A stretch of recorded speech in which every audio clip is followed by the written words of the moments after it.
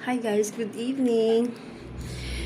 So, sa tingin ko naman lahat kayo nakakaalam at nakita na yung kumakalat na videos tungkol dun sa sa naudlot na kasal ng isang pulis tsaka dun sa mapapangasawa niya sana, di ba?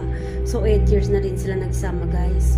So, napapaisip ako, yung parang nagkakaroon ako ng question mark sa utak ko kahit hindi naman ako yung may-ari ng sitwasyon na yan, di ba? Kahit hindi ako si girl. Napapaisip ako kung ano meron dun sa bago na wala sa kinakasama niya. So, ba't kaya ganun kadaling kalimutan yung kinakasama niya, di ba? Sa kataga-tagalang panahon, naka-meet lang siya ng 2 buwan na babae. Tapos napalitan niya ng ganun. Di kaya ginayuma si Guy? Oops. O hindi ako sure Ano ko lang to, kuro-kuro ko lang guys Kuro-kuro ko lang naman. Sa akin lang naman yon. Kasi diba, 8 years, tapos pinagpalitan sa 2 buwan. So, malaking tanong. Ano nangyari? Saan nagkulang si girl? O yung dapat sana asawa niya, sabihin na nating asawa niya, diba? Kasi ka-live-in partner niya yun So, asawa na niya yun. Saan nagkamali yung ka-live-in partner niya? Para ipagpalit niya lang ng ganun-ganun.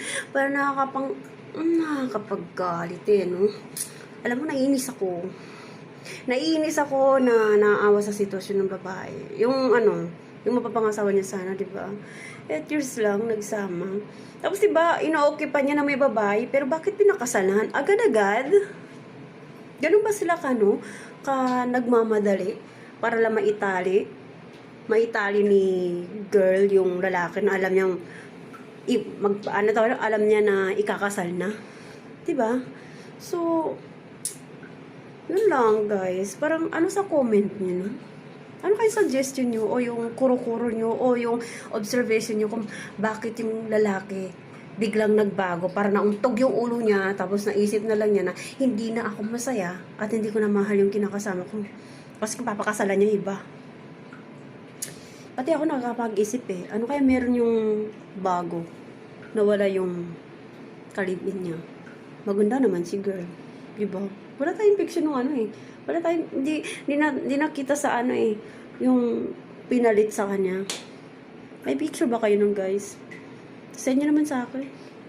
Nagiging chismosa na ako minsan. Mukhang nakikialam na ako sa buhay na may buhay. Ay, hindi po. Hindi ganun Nagikiano lang naman ako. Patawag dito,